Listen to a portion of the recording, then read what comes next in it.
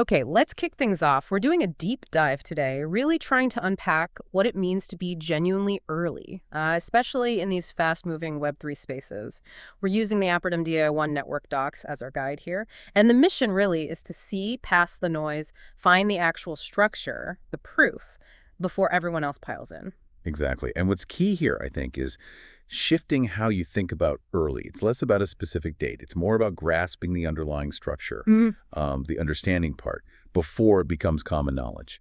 Think back, Bitcoin in 2009, smart contracts around 2015. Understanding then was being early. Right, so it's about comprehension depth, not just timing. So, okay, let's apply that here. What's the concrete proof? What does being early, based on structure, look like for Apertum DAO1 now?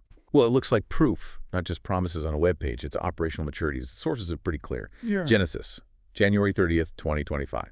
And crucially, the burn mechanism. That's been live, actually burning supply since day one. That's not a future feature. It's baked in. So scarcity policy is already working, avoiding that typical high inflation start. Okay, day one burn. That is different. What about actual use? People doing things? We saw millions in swap volume logged in just the first 60 days. And the DAO1 public bots, they were up and running by month 2. Yeah. These weren't just like info bots. They were handling core swaps, liquidity functions. The whole economic engine was actually humming along almost right away. And adoption, user numbers. Yeah, that cycle pulled in over 50,000 active users before the 5th month was even over. For a network that young, that kind of infrastructure use and economic activity, it's really quite atypical. That's significant. So it's not just speculative potential. The thing is working, and you can see it, right? The living stack, as they call it. The Explorer is there, the burn tracker, burn.apertum.io, a mission calculator, even a chain trading simulator. And it's apparently low latency, minimal costs. It feels like what the sources call an inicio campista, start with a runway already paved. Precisely. You compare this 2025 start with its existing structure, active burn, real rewards, useful apps. Compare that to, say, Bitcoin around 2010 or Ethereum in 2016, which were much more, rudimentary at launch. This Apertum setup is more like arriving with the core systems already online and functioning. Okay, so the foundation seems unusually solid for something new. If the structure is mature, where's the opportunity for someone listening right now? Well, if you look at the classic adoption curve, Rogers curve, right? Yeah. The network seems to be right in that transition zone, moving from the innovators to the early adopters. So the machine is built, there's community, but it hasn't hit that massive mainstream noise level yet. This is that window, the time to stake a claim in the foundational roles, the best lots, so to speak. And the sources emphasize that this opportunity is really about service, contributing actively, not just holding tokens and hoping. Exactly. It's about building.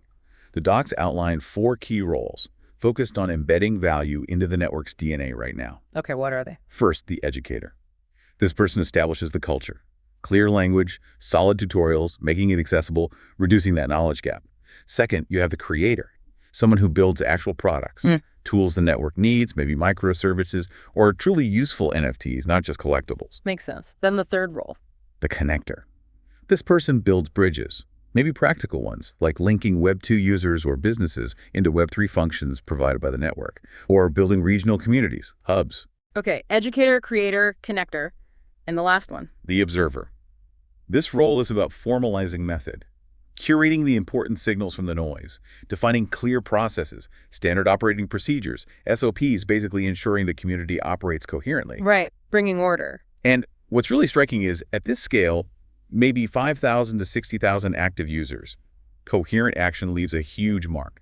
A single person putting out a really clean, comprehensive glossary, or a series of 10 clear video tutorials. That could genuinely become the official onboarding path for thousands.